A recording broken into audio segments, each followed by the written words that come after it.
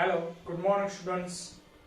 મિત્રો, કાર્ય અને કાર્ય ઉર્જા પ્રમેય આ બંને ટોપિકના દાખલામાં આપણે આગળ વધીએ છીએ અને જોઈએ છીએ સ્વાધ્યાય 6.13 જેની રકમ આ પ્રમાણે છે.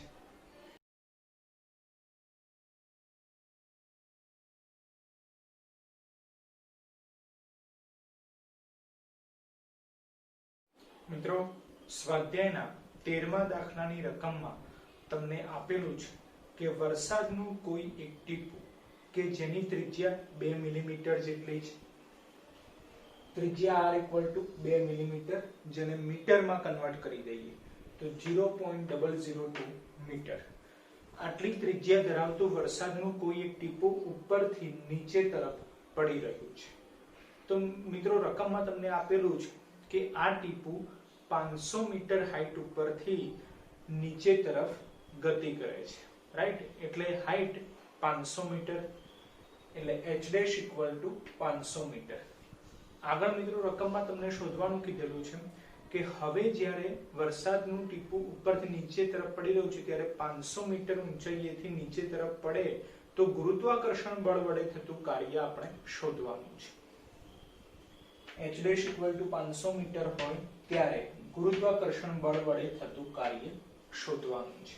મિત્રો, આગળ બીજા ભાગમાં તમને કીધેલું છે કે આ હાઈટ જ્યારે અડધી થઈ જાય, અડધી હાઈટ થશે એટલે કે ટોટલ કેટલી હતી 500, એના કરતા અડધી એટલે કે 250 મીટર, એટલે h = h'/2, અડધી હાઈટ થઈ ગઈ 250 મીટર, રાઈટ? તો જ્યારે હાઈટ 250 મીટર છે તેટલી ઊંચાઈએથી પણ વરસાદનું ટીપું જ્યારે નીચે તરફ ગતિ કરે છે ત્યારે ગુરુત્વાકર્ષણ બળ વડે થતું કાર્ય આપણે શોધવાનું છે. એટલે h = 250 મીટર હોય ત્યારે ગુરુત્વાકર્ષણ બળ વડે થતું કાર્ય આપણે શોધવાનું છે. તો મિત્રો, ખ્યાલ આવી ગયો કે હાઈટ બદલાય છે, કે હાઈટ જ્યારે 500 મીટર હોય, હાઈટ જ્યારે 250 મીટર હોય, બંને કિસ્સા માટે આપણે ગુરુત્વાકર્ષણ બળ વડે થતું કાર્ય શોધવાનું છે, રાઈટ? અને ત્રીજા ભાગમાં મિત્રો રકમમાં તમને કીધેલું છે કે જ્યારે વરસાદનું ટીપું જમીનને ટચ થાય છે, જ્યારે વરસાદનું ટીપું જમીનને ટચ થાય છે ત્યારે તેનો અંતિમ વેગ 10 મીટર પર સેકન્ડ જેટલો છે, v = 10 મીટર પર સેકન્ડ. તો એ અંતિમ વેગ આપી દીધેલો છે, જેના માટે આપણે અવરોધક બળ વડે થતું કાર્ય શોધવાનું છે, બરાબર? આમ ટોટલ 3 કાર્ય આપણે શોધવાના છે. ફર્સ્ટ પાર્ટ આપણે ધ્યાનમાં લઈએ છીએ કે જ્યારે હાઈટ 250 મીટર છે ત્યારે ગુરુત્વાકર્ષણ બળ વડે થતું કાર્ય કેટલું મળે છે. તો હાઈટ 250 મીટર હોય ત્યારે ગુરુત્વાકર્ષણ બળ વડે થતું કાર્ય, કાર્યનું સૂત્ર બળ ગુણ્યા સ્થાનાંતર, પરંતુ બળ F = સૂત્ર થશે ma, પરંતુ એ પ્રવેગ છે. ગુરુત્વાકર્ષણ બળ હોય તો ગુરુત્વ પ્રવેગ ધ્યાનમાં લેવું પડે, એટલે a ની જગ્યાએ આપણે g લખી દઈએ છીએ. તો F = mg અને સ્થાનાંતર = અંતર h થઈ જશે, એટલે સૂત્ર થઈ ગયું mgh, રાઈટ? તો ગુરુત્વાકર્ષણ બળ વડે થતું કાર્ય જેનું સિમ્બોલ આપણે wg લઈએ છીએ, જેનું સૂત્ર થશે mgh, રાઈટ?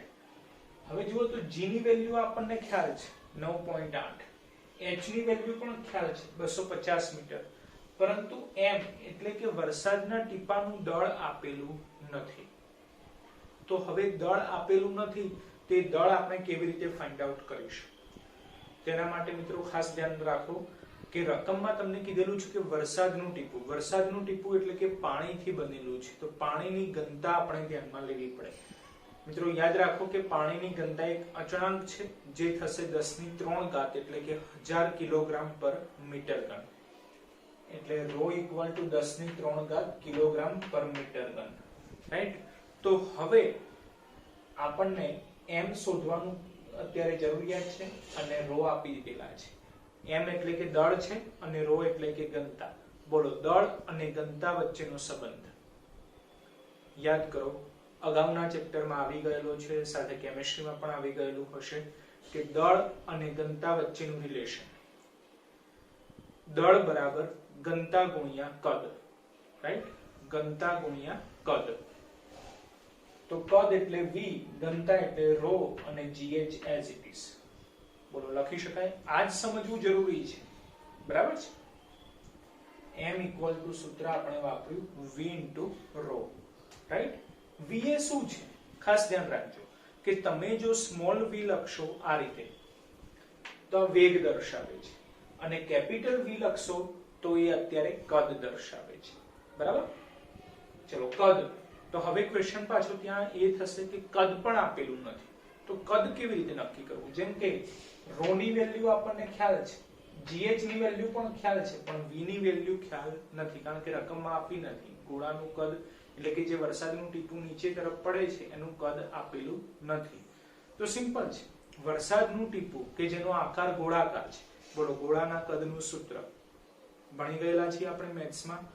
ગોળાના કદનું સૂત્ર 4/3 પાઈ r ઘન, એટલે v ની જગ્યાએ આપણે લખી દઈએ છીએ 4/3 પાઈ r ઘન અને rho gh as it is.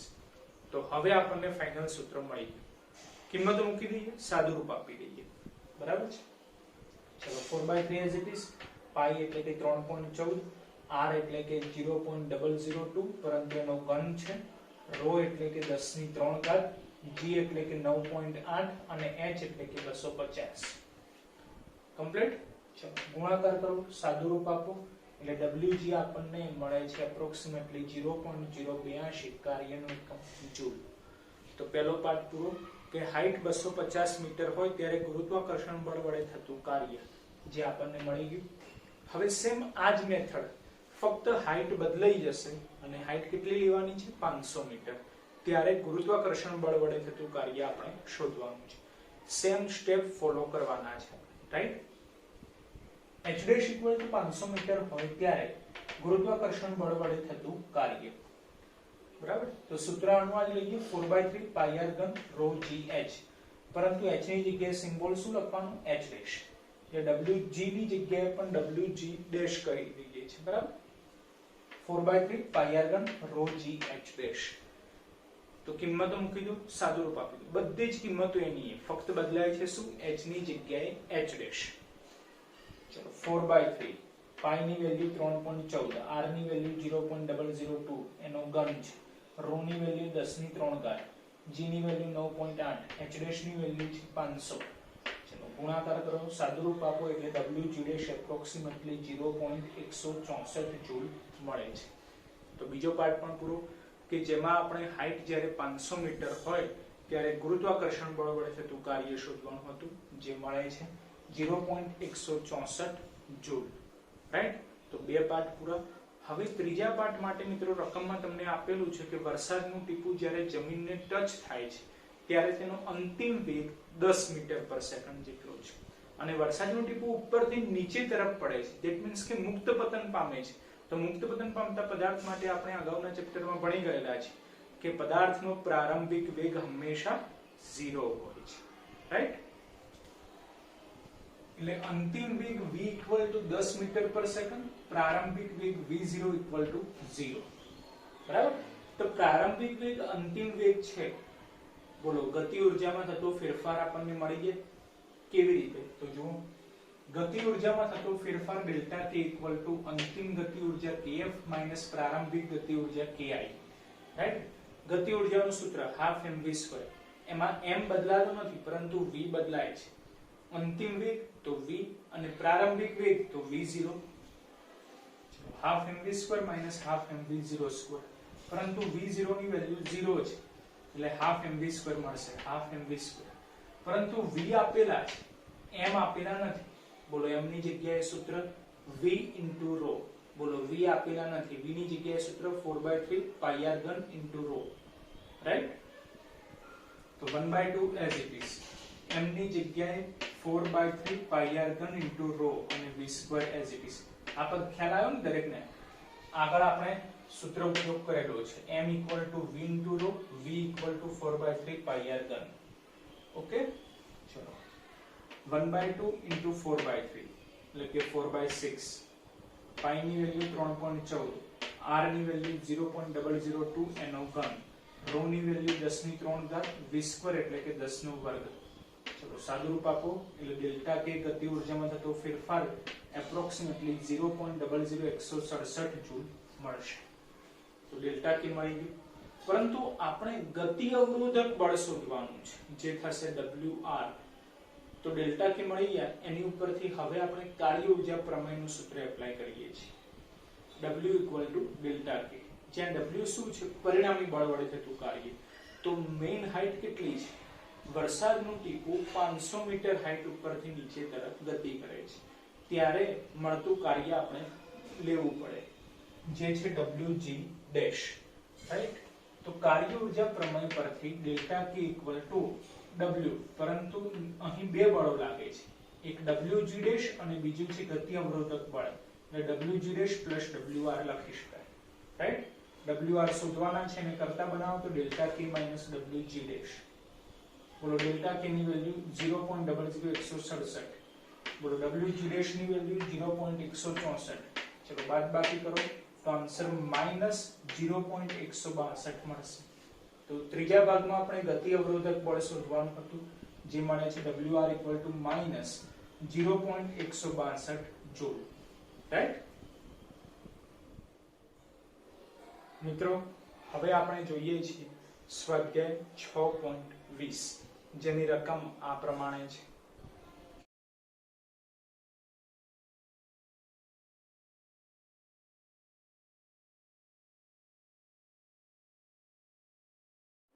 મિત્રો, સ્વાધ્યાયના 20મા દાખલાની રકમમાં તમને આપેલું છે કે કોઈ એક પદાર્થ સીધી રેખામાં ગતિ કરે છે.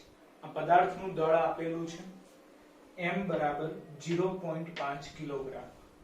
આ પદાર્થ સીધી રેખામાં ગતિ કરે છે તો એ રેખાની એક મર્યાદા છે, લિમિટ છે. એ લિમિટની વચ્ચે પદાર્થ ગતિ કરે છે. 0 થી 2 મીટર સુધી પદાર્થ ગતિ કરે છે, એટલે કે એટલું સ્થાનાંતર કરે છે. તો પ્રારંભિક સ્થાન x1 = 0, અંતિમ સ્થાન x2 = 2 મીટર, જે લિમિટ થઈ ગણાશે. રાઈટ? અને એ પદાર્થ સીધી રેખામાં આ 0 થી 2 મીટર સુધી ગતિ કરે છે, તેની કંઈક સ્પીડ છે. એ સ્પીડ આપણને સૂત્ર સ્વરૂપે આપેલી છે, v = kx⁵3/2, જ્યાં k અચળાંક છે 5 મીટર⁴1/2 સેકન્ડ ઇન્વર્સ. તો આપણને કાર્ય શોધવાનું કીધેલું છે, કાર્ય W આપણે શોધવાના છે. બોલો કાર્યનું સૂત્ર બળ ગુણ્યા સ્થાનાંતર. પરંતુ આપણને ખ્યાલ છે કે જ્યારે પણ સ્થાનાંતર આવી રીતે લિમિટ સ્વરૂપે આપેલું હોય x1 થી x2, ત્યારે હંમેશા આપણે સંકલન વાળું સૂત્ર ધ્યાનમાં લઈએ છીએ. રાઈટ? સંકલન વાળું સૂત્ર. તો એ સૂત્ર છે W = f dx, જ્યાં f જુઓ તો મિત્રો આપણને આપેલા છે, નથી આપેલા. રાઈટ? તો f નથી આપેલા તો એની જગ્યાએ આપણે સૂત્ર એપ્લાય કરવું પડે. બોલો f = ma સૂત્ર થશે. m આપેલા છે પણ a આપેલા નથી, એની જગ્યાએ શું આપેલું છે? વેગ v આપેલું છે. તો v ની જગ્યાએ આપણે a ની જરૂર છે. બોલો વેગ ઉપરથી પ્રવેગ કેવી રીતે મળે? સિમ્પલ છે. વેગનું એકવાર સમયની સાપેક્ષે વિકલન કરી કાઢીએ dv/dt, તો આપણને શું મળશે? પ્રવેગ મળશે. રાઈટ? તો સૌપ્રથમ આપણે પ્રવેગ શોધવા પડશે, કારણ કે આપણે f ની જરૂરિયાત છે કાર્ય શોધવા માટે. તો f નું સૂત્ર ma થશે, m આપેલા છે, a ની જરૂરિયાત છે, જેના માટે વેગ આપેલ છે. બોલો વેગ ઉપરથી પ્રવેગ કેવી રીતે મળે? વેગનું એકવાર સમયની સાપેક્ષે વિકલન કરો. ઓકે? તો પ્રવેગ a = dv/dt. ચલો d/dt એઝ ઇટ ઇઝ છે, વેગનું સૂત્ર kx⁵3/2, જેમાં આપણને ખ્યાલ આવે કે k અચળ છે એટલે વિકલનની બહાર આવી જાય. પરંતુ x⁵3/2 નું વિકલન કરવાનું છે t ની સાપેક્ષે. હવે મિત્રો, જો વિકલન આપણને યાદ આવે તો આપણે અગાઉ ડિસ્કસ કરેલું છે કે જે રાશિ અહીં છે છેદમાં, એ જ રાશિ અહીં હોવી જોઈએ. એટલે કે જેની સાપેક્ષે વિકલન કરવાનું છે એ જ રાશિ અહીં હોવી જોઈએ. જો x ની સાપેક્ષે વિકલન હોય તો અહીં x હોવા જોઈએ, જો t ની સાપેક્ષે વિકલન હોય તો અહીં t હોવા જોઈએ. પરંતુ આપણને ખ્યાલ આવે કે x આપેલા છે અને t ની સાપેક્ષે વિકલન કરવાનું છે. ધેટ મીન્સ કે બંને રાશિ જુદી જુદી છે, અને જ્યારે આવી રીતે બંને રાશિ જુદી જુદી હોય ત્યારે આપણે ચેઇન રૂલનો ઉપયોગ કરવો પડે. રાઈટ? ચલો, k k બહાર છે, વિકલનની અચળાંક છે એટલે હવે વિકલન કરવાનું છે. તો વિકલનમાં સિમ્પલ સૂત્ર છે કે ઘાત આગળ આવી જાય, એક ઘાત ઓછી થઈ જાય. d by dx x raised to n નું વિકલન શું થશે? nx raised to n minus 1. ઘાત આગળ આવી જશે, એક ઘાત ઓછી થઈ જશે. બરાબર? તો ઘાત આગળ આવી જશે 3/2, એક ઘાત ઓછી થઈ જશે એટલે x raised to 3/2. પરંતુ વિકલન x નું થઈ રહ્યું છે કોની સાપેક્ષે? t ની સાપેક્ષે. એટલે ચેન રૂલના આધારે dx by dt જોડે લખવા પડે. dx by dt, right? તો 3/2 k as it is, 3/2 k. ચલો x બોલો 3/2 minus 1, 3/2 minus 1 એટલે 1/2 થઈ જશે અને dx by dt. x એટલે કે અંતર, બોલો અંતરનું સમયની સાપેક્ષે વિકલન વેગ આપશે એટલે વેગ v. ચલો 3/2 k x raised to 1/2 વેગ v. હવે વેગ v આપણને સૂત્ર સ્વરૂપે આપેલા છે રકમમાં kx raised to 3/2. બરાબર? ચલો 3/2 k into k એટલે કે k2, x raised to 1/2 x raised to 3/2. તો 1/2 plus 3/2 એટલે x2 થઈ જશે. તો પ્રવેગનું આપણને સૂત્ર મળ્યું a equal to 3/2 k2 x2. પ્રવેગ મળી ગયો.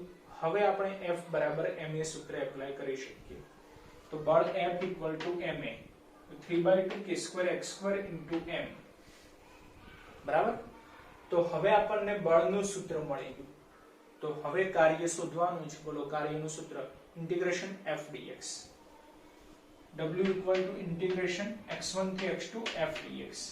તો ઇન્ટિગ્રેશન x1 થી x2 f નું સૂત્ર 3/2 k2 x2 m into dx. બરાબર? હવે x ની સાપેક્ષે સંકલન થાય છે તો x સિવાયના બધા જ પદ અચળ ગણાય, સંકલનની બહાર આવી જાય. એટલે 3/2 k2 m integration x1 થી x2 x2 dx. ચલો 3/2 as it is, k2 બોલો k ની વેલ્યુ 5 એટલે 5 નો વર્ગ, બોલો m ની વેલ્યુ 0.5. બરાબર? ચલો x2 નું સંકલન કરવાનું છે. મિત્રો સંકલનમાં એક ઘાત વધી જાય, ઘાત વડે ભાગવાનું. એટલે x2 નું સંકલન x3 by 3 લિમિટ x1 થી x2 એટલે કે 0 થી 2. તો 0 થી 2. ચલો આનું સાદુરૂપ આપો એટલે 3 into 5 square into 0.5 upon 2 કરશો એટલે 18.75. છેદના 3 આપણે અહીં લખી દીધેલા છે. x ની જગ્યાએ લિમિટ મૂકો, બોલો 2 નો ઘન, upper limit minus lower limit. Limit મૂકવા માટેનું આપણી જોડે સૂત્ર છે અપર માઈનસ લોવર, પરંતુ લોવર લિમિટ 0 છે, લખવાની જરૂરિયાત નથી. એટલે 2 નો ઘન બરાબર 8 ગુણ્યા 18.75 ભાગ્યા 3 એટલે કાર્ય w આપણને મળી જશે 50 જૂલ. રાઈટ? તમે જોઈ શકો છો દાખલો એકદમ ઈઝી છે, પરંતુ વિકલન સંકલનના લીધે આ દાખલો ઇમ્પોર્ટન્ટ છે. મિત્રો આજના વિડિયો લેક્ચરમાં આપણે આ જે બંને દાખલા કમ્પ્લીટ કર્યા 6.13 અને 6.20, બંને દાખલા પરીક્ષાની દ્રષ્ટિએ ઇમ્પોર્ટન્ટ છે. કેમ? કારણ કે 6.13 માં આપણને m આપેલા નથી, દળ આપેલા નથી. તો દળની જગ્યાએ આપણે સૂત્રનો ઉપયોગ કરવાનો છે કદ ગુણ્યા ઘનતા. આ સૂત્રના લીધે આ દાખલાની વેલ્યુ વધી જાય છે. રાઈટ? એટલે આ દાખલો પણ ઇમ્પોર્ટન્ટ છે. અને સેમ એ જ રીતે સ્વાધ્યાયના 20મા દાખલામાં પણ આપણને પ્રવેગ ડાયરેક્ટ આપેલો નથી, જે કારણોસર આપણે f શોધી શકતા નથી અને પ્રવેગ લાવવા માટે વેગનું સૂત્ર આપેલું છે. ધેટ મીન્સ કે શરૂઆતમાં આપણે વિકલનનો ઉપયોગ કરવાનો છે, બાદમાં આપણે સંકલનનો ઉપયોગ કરવાનો છે, જે કારણોસર આ દાખલાની વેલ્યુ પણ વધી જાય છે. એટલે કહી શકાય કે બંને દાખલા સ્વાધ્યાય 6.13 અને સ્વાધ્યાય 6.20 પરીક્ષાની દ્રષ્ટિએ ખૂબ જ ઇમ્પોર્ટન્ટ છે. તો દરેક વિદ્યાર્થી મિત્રોએ ખાસ નોટબુકમાં મોઢે લખીને તૈયાર કરવા. બરાબર છે મિત્રો? હવે આપણે એક MCQ સોલ્વ કરી દઈએ છીએ, જેની રકમ આ પ્રમાણે છે.